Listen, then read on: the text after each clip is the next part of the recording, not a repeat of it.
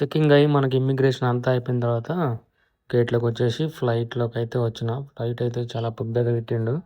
ఎందుకంటే ఎమిరేట్స్ నడుస్తలేదు గదా! ఇగ అందుకని జెప్పేసి పెద్దది పెట్టిండు. లైన్‌కి 9 మంది కూర్చుంటారనమాట. వరుసగా లైన్‌కి 9 మంది కూర్చుంటారు. 60 సీట్లుంటాయి. 60 ఇంటూ 9 లెక్కేసుకున్న బిజినెస్ క్లాస్‌తో కలిపి చాలా అంటే చాలా పెద్ద ఫ్లైట్ అయితే పెట్టిండు ఈసారి ఎందుకనో తెలవదు.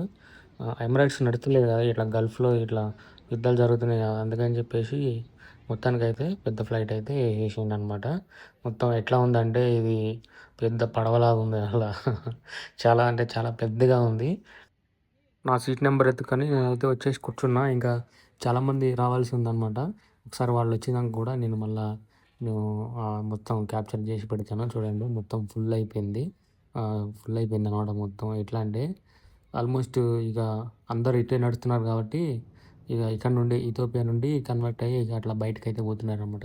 చూసిర్రు కదా ఫ్లైట్ మొత్తం ఫుల్ అయితే ఎట్లా అయిపోయిందో. ఒక్కొక్కసారి ఏమవుద్దంటే ఇంతమంది వస్తే ఒక్కొక్కసారి ఫుడ్ ప్రాబ్లమ్ అవుతది. కానీ ఇప్పుడు ఎట్లా ఉంటదో తెలవదిక.